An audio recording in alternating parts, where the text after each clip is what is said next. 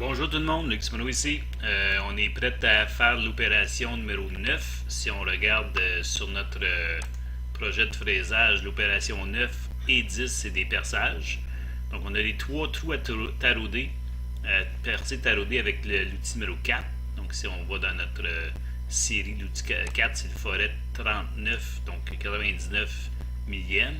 Et le trou de centre, c'est le forêt numéro 20 à 161 millièmes. Pourquoi qu'on utilise le forêt numéro 39? C'est parce que notre filet, c'est un filet de 440. Numéro 440. Et puis, on utilise du forming tab. Donc, c'est des filets roulés versus coupés. Donc, je suis allé chercher une table ici de Dormer qui nous montre, dans le fond, qu'un filet 440, c'est un tap 440, c'est le forêt numéro 39. Donc, 99 millièmes comme diamètre pour 70% de filet. C'est ce qu'on va utiliser pour percer, dans le fond, ces trois trous-là. Donc, on va faire une opération de perçage. Donc, drill. On va choisir les trois points à percer. Donc, c'est le premier point qui est ici, le deuxième point qui est au centre là, et le troisième qui est au centre ici. Donc, ça, c'est nos trois points de perçage. Et on va aller chercher notre outil. Donc, l'outil, ça va être un outil numéro 39 dans notre librairie. Donc, je vais aller chercher dans mes forêts, dans la librairie d'outils, les forêts numérotées. Numéro 39 est ici. Donc, c'est ce qu'on va choisir. Donc, c'est notre forêt numéro 4. Et on va aller voir, c'est quoi nos vitesses de coupe pour l'aluminium pour des forêts en HSS. Donc, si je vais dans ma table ici, on est dans l'aluminium, on est dans le perçage, on dit 200 à 300 pouces pieds par minute pour la vitesse de coupe. Fait qu'on va prendre 250. Et si on regarde un forêt de 100 millièmes de diamètre, donc on est entre dans ces coins-là ici, donc on va prendre à peu près 2 millièmes par dent, 2 millièmes et demi par dent pour les vitesses. Fait qu'on va aller régler les paramètres de l'outil. Donc, Edit Tool. Et on a dit, je m'en souviens plus, on a dit l'aluminium à 250. C'est ce qu'on va marquer comme la vitesse SFM, 250 SFM. Et finalement, on a une avance d'à peu près 2 millièmes et demi. OK? Sauf que dans la charte ici, ce n'est pas des avances par dent, c'est des avances par tour. Donc, il faut les diviser par 2 pour avoir la bonne valeur. Donc, ici, normalement, on serait comme à peu près 1 millième 3 par dent. On a 2 dents. Ça nous donne une vitesse d'avance de 24-25 pouces par minute. Donc, ça, c'est ce qu'on va utiliser. Je rajoute mon 10 et mon 50 comme vitesse de sortie. Et on sait que la broche sur les Haas ne tourne pas plus vite que 8000 tours. Donc, on va être limité à 8000 sur notre machine.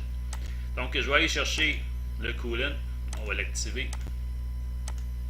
Et je vais accepter les paramètres de cet outil-là. Et il me dit, attention, ta machine ne va pas plus vite que 8000. Donc, je vais écrire perçage numéro 39. Donc, ça, c'est notre forêt numéro 39. Donc, comme ça. Puis, je vais enlever ça pour marquer ça comme ça, parce que le caractère ne passera peut-être pas dans le code G. Porte-outil. Donc, on a juste un perçage bien ordinaire. On peut prendre un mandrin Jacob et on peut le faire sortir de 1 pouce et demi, quelque chose comme ça. On va aller dans nos paramètres de coupe. On va faire du PEC drilling et il a calculé son PEC automatiquement en fonction d'un pourcentage de notre diamètre d'outil. Donc, c'est environ un tiers du diamètre d'outil, donc 30 millièmes par rapport à 99. Nos paramètres, linking, 100 c'est correct, 100 c'est correct, top of stock, 0. Notre profondeur de coupe. Donc, si on va chercher notre profondeur de coupe en coordonnées absolues, je peux cliquer ici, puis je peux aller chercher le fond de ma pièce qui est là. Donc, c'est le fond de ma pièce qui est là, c'est la valeur de moins 0.5. Mais je vais être sûr de défoncer. Fait que je vais utiliser le type comp que je vais activer. Je vais dire je défonce de 100 millièmes en tenant compte que j'ai une pointe de 118 degrés sur mon forêt.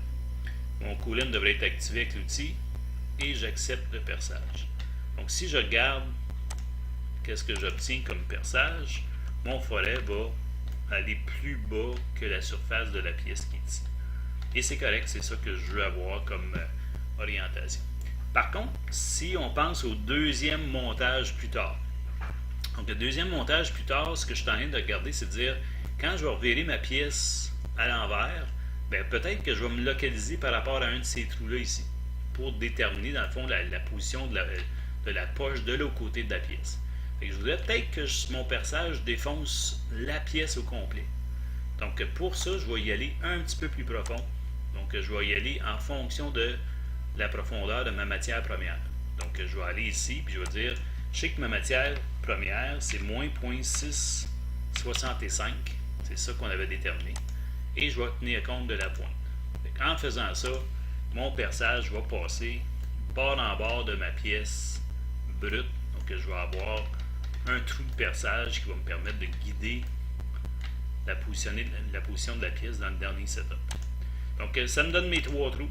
C'est percé. Et je vais être prête par la suite à faire mon trou du centre. Donc, si je fais le trou du centre, évidemment, c'est un autre cycle parce que j'ai un autre outil. Et mon outil pour le prochain cycle, si je viens le voir ici dans nos paramètres, c'est un forêt numéro 20, 161 mm. OK, donc c'est la drill numéro 20.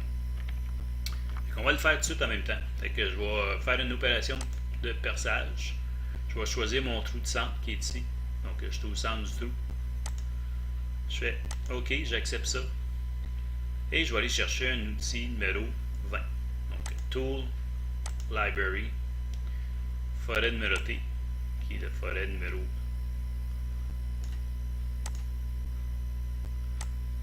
20. 161 mm. Ça, c'est bon. Et la même chose pour les vitesses de coupe et les vitesses d'avance. J'ai 160 mm. On va aller voir c'est quoi nos paramètres.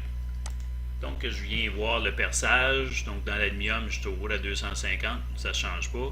Puis pour 166 mm, je suis un peu dans cette zone-là entre 3 et 4. Donc, je vais prendre 4 mm par tour. Donc, 2 mm par dedans.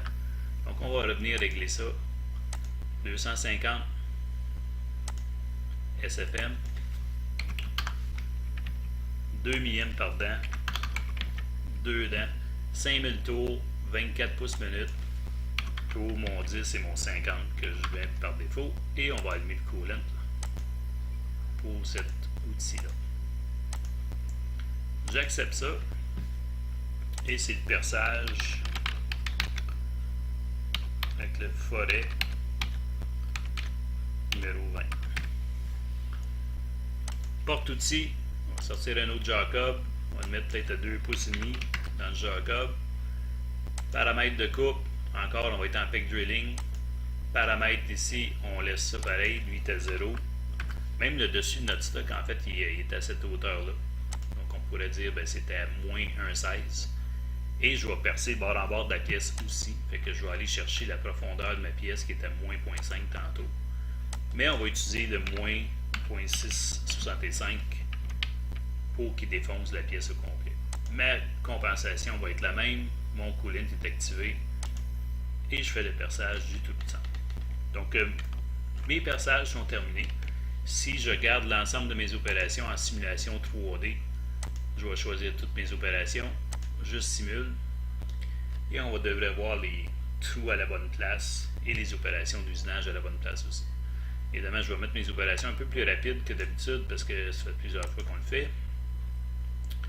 Et on va regarder dans le fond nos passes d'usinage. Ébauche extérieure de passage, ébauche extérieure.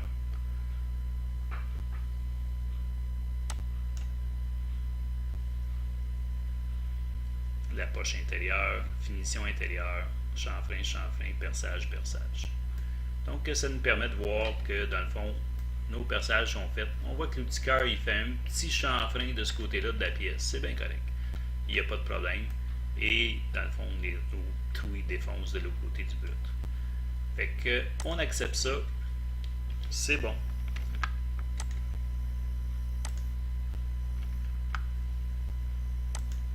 Et on est rendu pour faire la prochaine étape.